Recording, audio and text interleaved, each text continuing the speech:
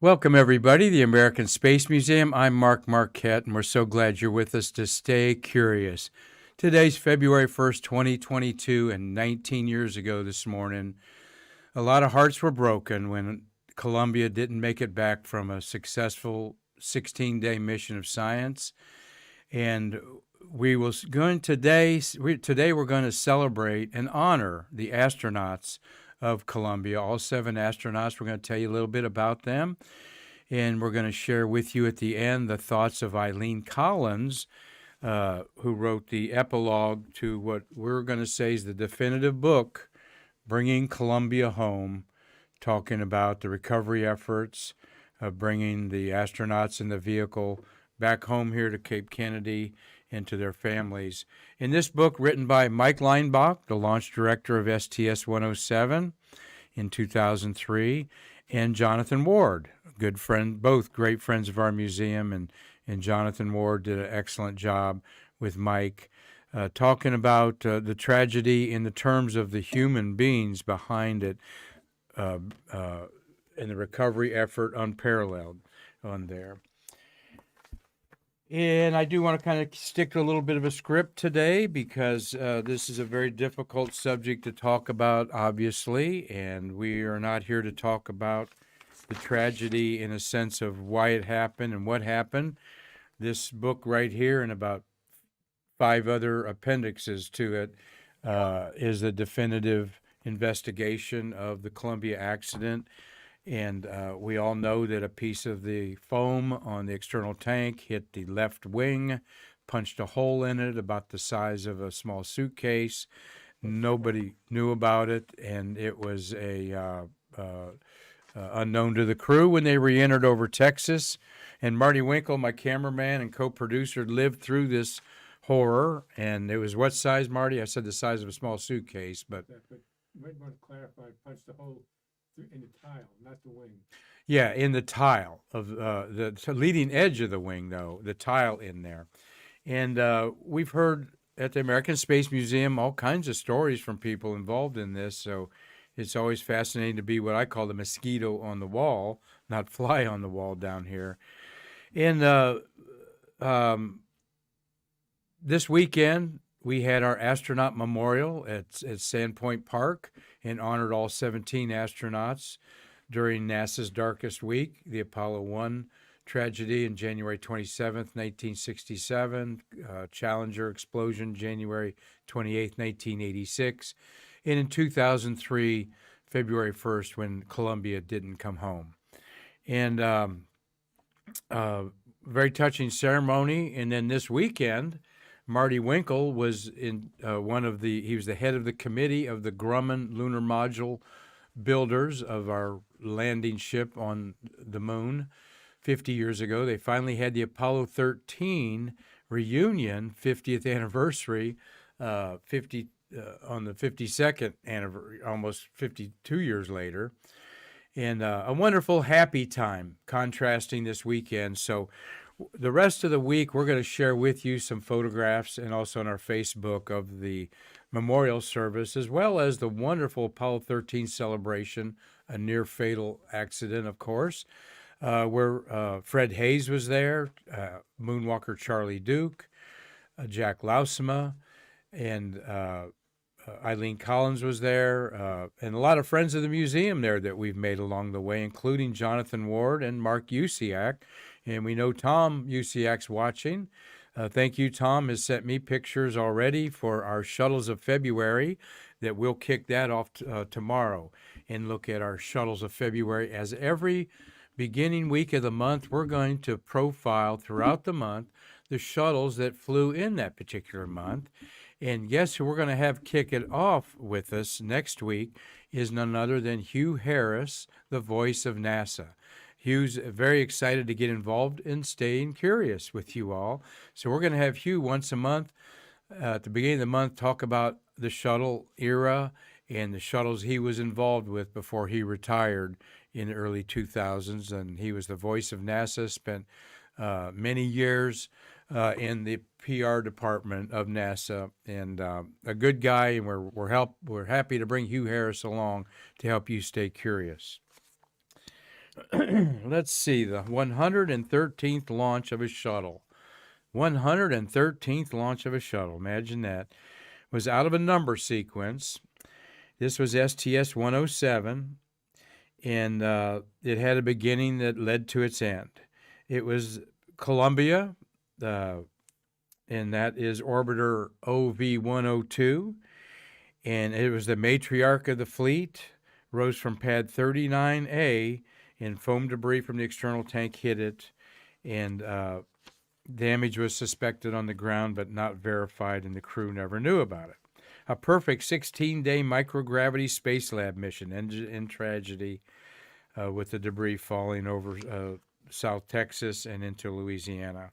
Hundreds of space workers actually were waiting for Columbia at Kennedy Space Center, waiting to hear this double sonic boom. Just 2 minutes before she landed, she was lost. Ironically, this was the last shuttle mission that didn't help build the International Space Station, but their contribution to microgravity science is the bedrock of now the fully functioning International Space Station, and the work that they've been doing for the past 20 years, definitely a lot of it had its basis and start in this mission of STS-107. After all, that's before the construction of the space shuttle. The space station, that's what the shuttle was doing, was practicing the science, and then to do in on the lab inside the space habs, in the microgravity lab, and the astronomy payloads that were taken up, all have been translated up to the International Space Station. So, yes, let everyone know that the full video of the astronaut memorial will be up soon on Facebook and YouTube. We had a few little technical problems the day of, and we will make sure that it's buffed up so you all can enjoy that with astronaut Winston Scott delivering some apropos remarks. And we'd like to say hi to Jeff Short and Robert Law and Jamie Orange for watching, and Dave Stang are always our top Stay Curious watchers out there. Let's get to some of the pictures, and ironically, the patch of space shuttle missions, and all missions have a lot of hidden meaning in them. Of course, microgravity and the astronaut pin is in the center of this. It's the only shuttle patch or mission decal that is in the shape of the shuttle. How interestingly is that, as well as the fact that it was the last one to not go to the space station. Here are the crew outside their space hab. You're going to get to know them here in just a minute. This is training at their simulator in Houston. And this is where they spent their time. They went from into the docking module there, into the crew cabin of the space shuttle, into the lower bay, and then up to the mid-deck. And quite big, quite a lot of volume in there. Not any windows in there. Looks like just a couple windows there on the end there. So it wasn't like a place where they were going to be daydreaming out the window. This was a workshop where they put the 7-member crew in a 24-hour cycle, red crew, blue crew, 4 were on one and 3 on the other. When we circle the windows? And the what windows? When we circle them? Yeah, you can circle the windows there. Yeah, Marty, thank you. Those are the windows that they could obviously look out and see someone in the windows of the lower bay there. So you had a tunnel there. Looks like there's a cap on the tunnel, that they might have been able to rescue them. But we are here to celebrate and honor these people, and not. You can find things everywhere to read about the event. Here we have Mike Leinbach seated. Of course, that's Triple T behind him there. And to your right there is Jonathan Ward, the author of Bringing Home Columbia. That was his 3rd book. We just needed Triple T there for a little eye candy. So, but of course, he knows Mike Leinbach very well as being the crew closeout lead in the White Room that put the astronauts in their seats. And we appreciate all 3 of these gentlemen being very solid supporters of the American Space Museum. You regulars all know that, but some of you new to us on YouTube, Twitch, Spotify, and on audio on Apple and Google Podcasts, Might not know so well that Mike Leinbach, launch director of the last 30-some shuttle missions, wrote this book with Jonathan Ward, and it is very much a cleansing process for the space workers involved in the recovery of Columbia. The book is a fabulous story. I'm going to have Eileen Collins' comments at the back here that are so apropos to end the show with. But so many wonderful stories in there about the people helping the NASA people. It was the largest recovery effort in the history of America. One line of 20 people, arm to arm, would scour the fields and orchards and places that they could get to find parts of the vehicle and the crew. And sorry for the pixelated picture there, the official crew picture. I thought it was big enough when I downloaded it. Obviously it isn't. But to show you that this crew is a very cohesive crew. They trained a lot together. They had a lot of fun, and they had a lot of fun in space. Here's their cut-up picture that they took with the commander, Rick Husband there, his second mission. You got to have a lot of smarts to be a one-time pilot and then a commander, all right, particularly with a lot of people wanting to be a commander here at this juncture of the shuttle era.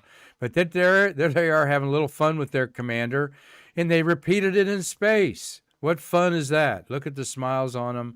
What a mission, what a crew. And there's Rick Husband there enjoying the weightless gag from this picture here. Just so precious, so precious. So, and there they are, the crew outside in the white room there with the hatch covered with their Columbia insignia there. And we have that Columbia, one of those in our walls here there. So that's Elon Ramon, left to right on the bottom, Elon Ramon. Willie McCool in the middle, the pilot. Dave Brown there on the right. Laurel Clark is above Dave. And then you have above Laurel's shoulder there is Commander Husband, and Kalpana Chawla, they called her KC at the top there, and Mike Anderson. Mike Anderson was flying his second mission also on this. Well, let's talk about Commander Rick Husband. He was the pilot of STS-96 and was born in Amarillo, Texas, an Air Force test pilot school he went to. He worked the bugs out on the F-4 and all 5 models of the F-15 Eagle aircraft. So you people that fly know what an important test pilot he was on the F-15. A man of deep faith. On his last request form that astronauts fill out before each flight, Rick left his pastor a personal note that simply said, "Tell them about Jesus. He is real to me." He actually did a videotape. This was videotape era, by the way, 2003. He made a videotape of all 16 days in space for his children to see Dad giving them a quick Bible lesson and telling them to be good for Mom back here. What a guy. He was 45 when he was died, and he's buried in his hometown of Amarillo, Texas. I found a picture of Rick in the space hab there with Kalpana Chawla, with KC in the background there. Wanted to give you a little taste of their mission and how they worked it and worked together, and mission accomplished. And why sometimes this is so hard for me, I wasn't a space worker or a person that was affected with this. I was in East Tennessee when this happened 19 years ago.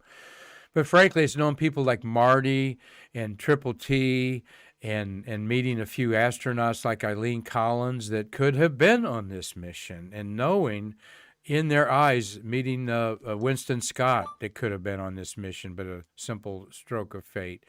I'm not personalizing myself with these people. I feel the angst and the pathos that they live with every day. And in fact, Marty, we went at the Grumman reunion. Friday was a reception that Marty had me invited to, and then Saturday was the big Grumman event. And met some people who dated some of these astronauts that lost their lives.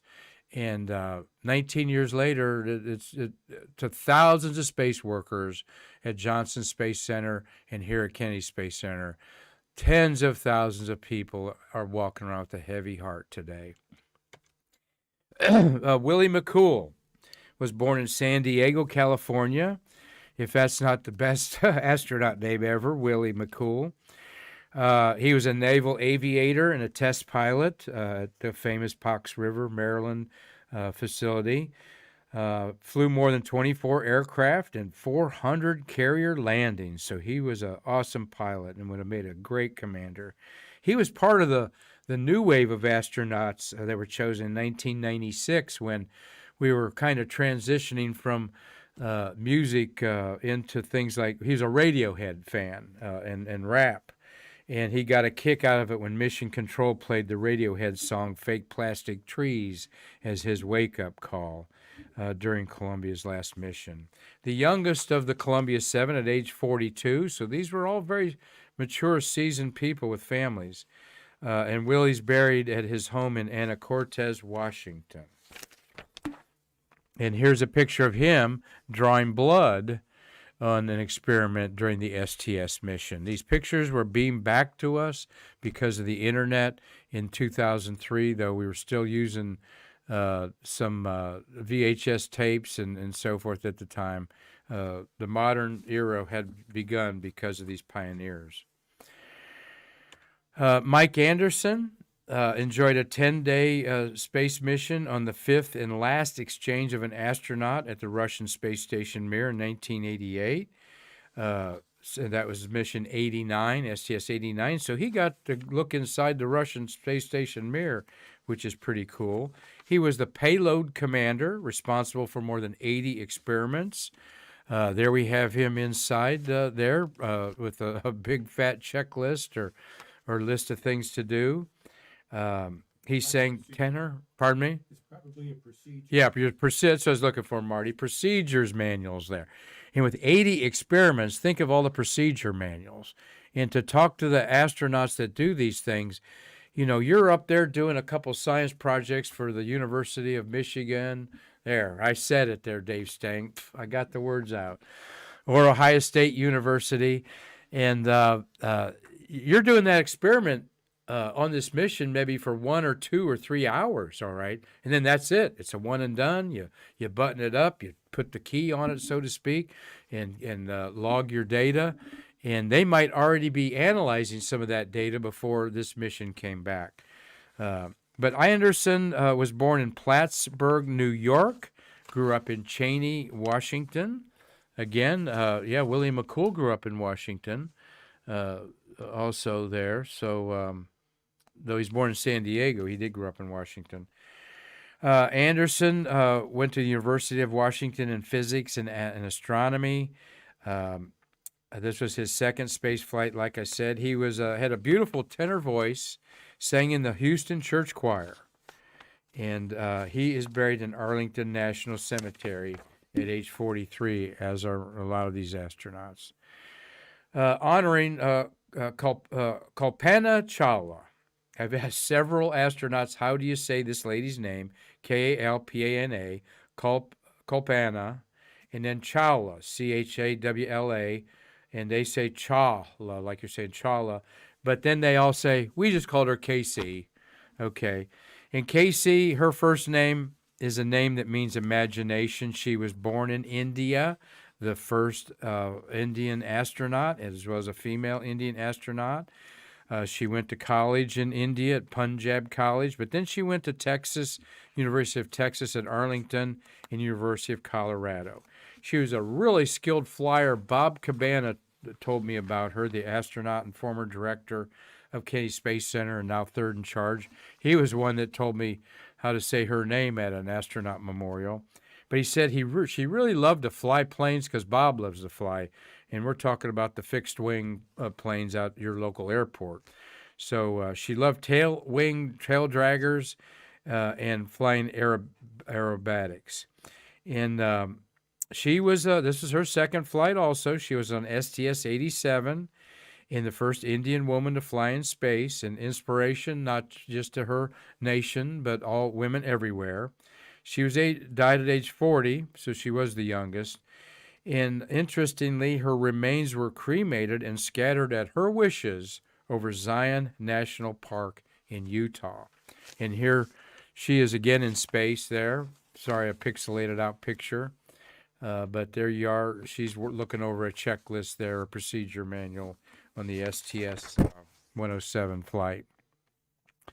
We next want to honor Dave Brown. They called him Doc, a very extraordinary man. He was born in Arlington, Virginia. This was a personal friend of Triple T who played handball with him. Triple T shared on his Tales from the White Room a story where they were playing at 3 in the morning because they were acclimating themselves to a night launch or whatever. And a security guard told them that they couldn't play there at 3 in the morning. And they go, well, there's lights out here, and you know, why you have the lights on? And so they left, and then General McCartney was the Kennedy Space Center head, and he had an open door policy, Triple T said, and he went in there and said, Doc Brown and I want to play, you know, at night, handball, and we got kicked out. So why do you have it lighted? Why you wasted lights lighted? And he said McCartney agreed with him and said, but don't let me catch you there because I'm going to kick your butt if I have to play you on the courts there. So a great little story about Doc. One other interesting thing I love is that he put himself through college as Eastern Virginia Medical School. After being a graduate of William and Mary, he was a circus acrobat and a unicyclist and a stilt walker. All right. And I wonder if he entertained the astronauts with any kind of magic tricks or anything. But he was a Navy man flying the F-18 Hornet, the A-6, and the T-38. And in 1986, he was the recipient of the Naval Operational Flight Surgeon of the Year. Now, that they just don't hand those out like candy bars, okay? So hundreds of other naval surgeons were probably up for this, and Doc Brown got that. And so we miss him immensely, and I know Triple T does too. Here is Doc with Michael Anderson there and KC and Elon Ramon, the Israeli astronaut there, posing for a little picture. Looks like if she had a communication thing in their hand, they were probably doing an outreach program for kids, as they often did. Laurel Blair Salton Clark considered Racine, Wisconsin to be her hometown. She had a bachelor's degree in zoology and medicine, a doctorate in medicine from the University of Wisconsin-Madison. She would have made an excellent International Space Station astronaut because she became involved in Navy undersea medicine at their medical institute, diving with Navy SEALs, all right, those macho guys, showing them how to, you know, probably suture their arm or something if they got cut. And she actually performed many medical evacuations from U.S. submarines during this point of time. What an experience that would have given her to be on our space station, and maybe an Artemis astronaut. So she experienced Earth from the oceans to orbit. And she emailed her friends and family saying she was busy in the lab, but, quote, whenever I do get to look out, it is glorious. As she was conducting experiments during her 16-day mission, Laurel Clark watched a butterfly emerge from a cocoon, and she put in her notes that were recovered through email, quote, life continues in a lot of places, and life is a magical thing. Naval Captain Clark, gone at age 41, is interred at Arlington National Cemetery. And there she is, a picture doing something. Look at the notes on the walls there they have. I love looking around at all the things that they have up there on the space station. Looks like she might be working out there. She's got a Capcom thing there. But when you look at the space stations of the 1950s and 60s and even 2001 A Space Odyssey, they don't look as messy as the real life does, okay? Human beings are there, folks. We're messy. We got to have things stuck up, hanging all over the place there. God bless you, Laurel Clark. And finally, an astronaut that is still highly revered in his home country of Israel, Elon Ramon, R-A-M-O-N, Ramon is how I think it's pronounced. grew up in Beersheba, Israel, the oldest of the 7 Columbia astronauts at age 48. He was a colonel in the Israeli Air Force and, of course, saw a lot of combat in that hostile environment with their neighbors. And he carried out many strategic strikes for his country and was well known by the children and all the public of Israel as a war hero. When he was selected as astronaut, Ramon took with him to space some symbolic things to honor his mother and grandmother, both who were Holocaust survivors, as well as tributes to his Jewish faith, such as a miniature Torah.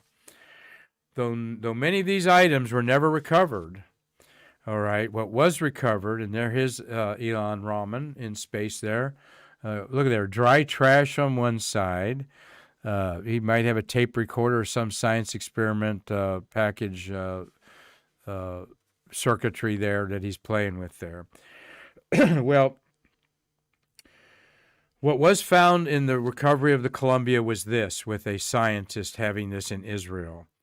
37 pages of his diary in space survived the explosive heat, atmospheric cold, and then microorganisms on the ground. Damaged but salvageable by careful manipulation, NASA returned the diary pages to his wife, and they are on display in an Israeli museum. And in this diary, in his own words there, written in Hebrew, Elon Ramon said, on the last day of his journal, January 23rd, 2003, quote, "Today was the first day that I felt I am truly living in space. I have become a man who lives and works in space," unquote. And the Israeli astronaut heroes buried in the town of Nahala there. Bringing Columbia Home is a definitive book that you should all read. It's an easy read. It is the words of Mike Leinbach with Jonathan Ward, an excellent writer that wrote 2 books on the Kennedy Space Center and Cape Canaveral Rocket Ranch. The forewords by Bob Crippen, the Columbia 1 astronaut, and Eileen Collins ended the book with some of her poignant words that I'm going to end our program with today. Wanted to mention that there is Jonathan with Eileen and astronaut Jack Lausma from this weekend. And Eileen is just a fabulous, humble lady, okay? And we're just so blessed that she has also written a book with Jonathan called Through the Glass Ceiling to the Stars, the story of the first American woman to command a space mission. And we'll be talking about her in February because her first pilot mission is in February. Yeah, Marty. Jonathan is watching. Tell me, promise me the autographed copy of the book. He- And Eileen's signature. Okay, you got Eileen's signature? No, he promised me the Oh, okay, Jonathan, you're being called out by Marty. He wants a signed copy of Through the Glass Ceiling to the Stars. But we prefer you and Eileen come here to do it. All right, of course. But they were all so busy. Marty's got here. We're hoping Humberto Lopez is enjoying our program here. Space Resources is watching us again. Thank you, Dean and Susan Schaff. Dean Schaff was part of the transoceanic Atlantic abort sites there, and we know that this day, is on his mind. Ophelia Sauterelle, au revoir, she's in Normandy, Paris. Christopher Mick, hope you're enjoying this tribute to our fallen heroes of Columbia. Pam Shivik, thank you, Pam, for watching. She is an outreach comrade, outreach sister with us out there.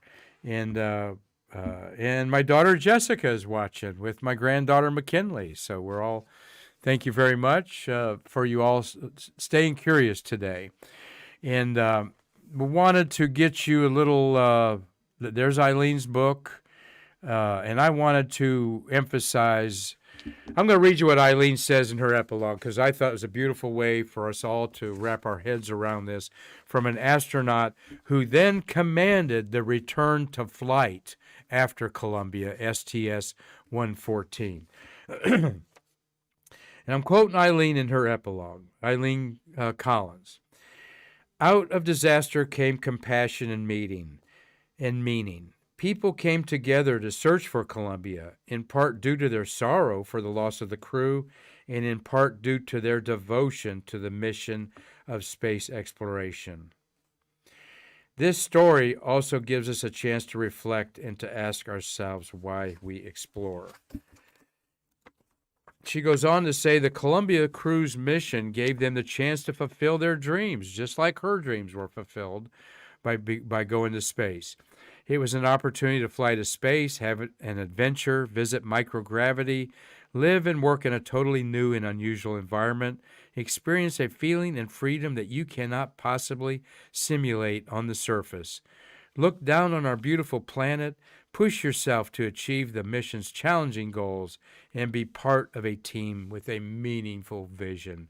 This is so beautifully said of this crew and any crew going to space. And here's what she says about each of them. Here's Rick Husband in the center there. I would like to share a brief memory of each of the Columbia astronauts, says Eileen Collins in the book, Bringing Columbia Home. Rick was a man that any astronaut would want as their commander. He was wise and charismatic. People often praised his beautiful singing voice. Willie, the pilot, Willie McCool, he's right above Rick's head there in blue. Willie was so proud of his children, ! I remember the day he stopped in my office to show me his son's artwork. Laurel and I had many conversations about the challenges of being both a mom and an astronaut.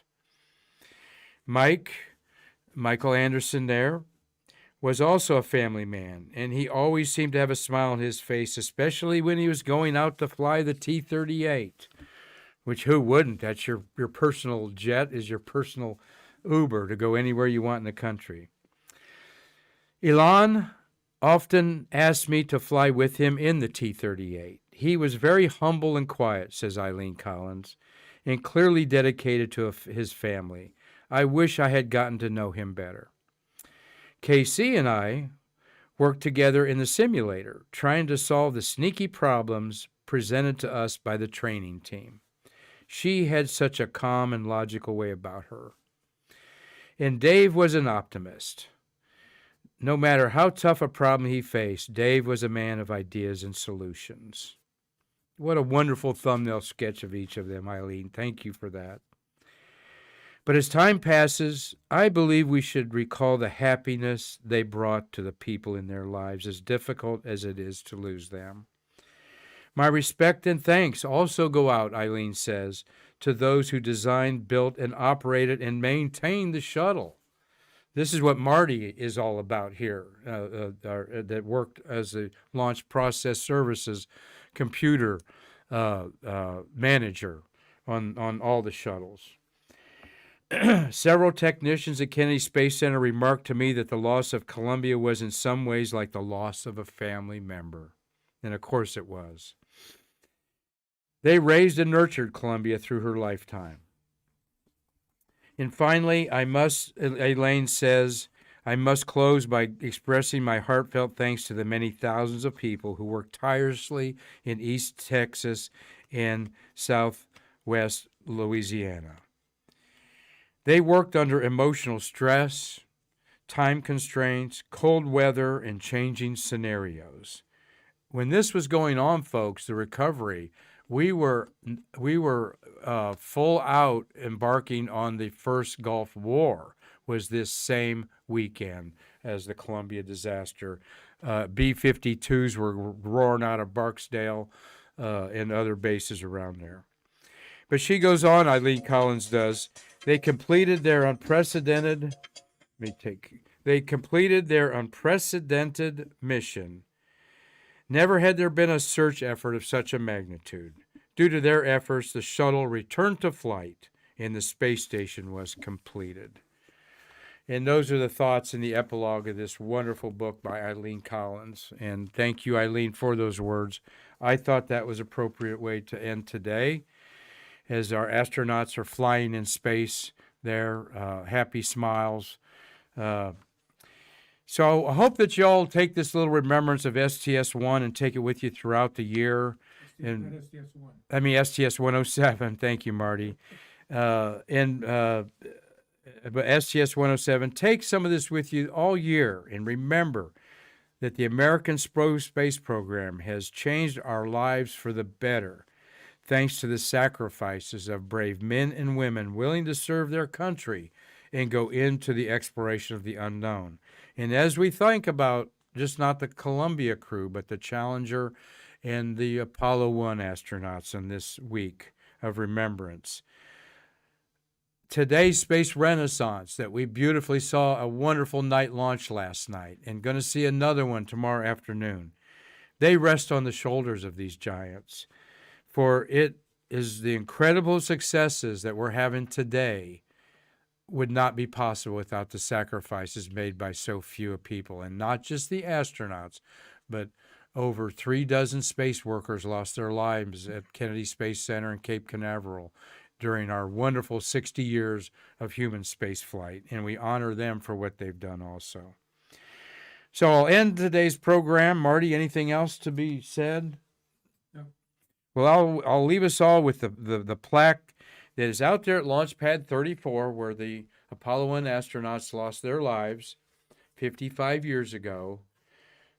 And that plaque out there for Gus Grissom, Ed White, and Roger Chaffee says, quote, "They gave their lives in service to their country in the ongoing exploration of humankind's final frontier. Remember them not for how they died, but for those ideals for which they lived." Unquote. Thank you all for staying curious today. Thank you, Marty, for an excellent job, and Jessica Galloway, our Trekkie Techie behind the scenes there. And thank you all for loving these astronauts and the space workers who are grieving today. Keep them in your thoughts. And we'll return tomorrow with another Stay Curious. Of course, we'll be here again to bridge the space between us. God bless you all, and God bless our beautiful astronauts.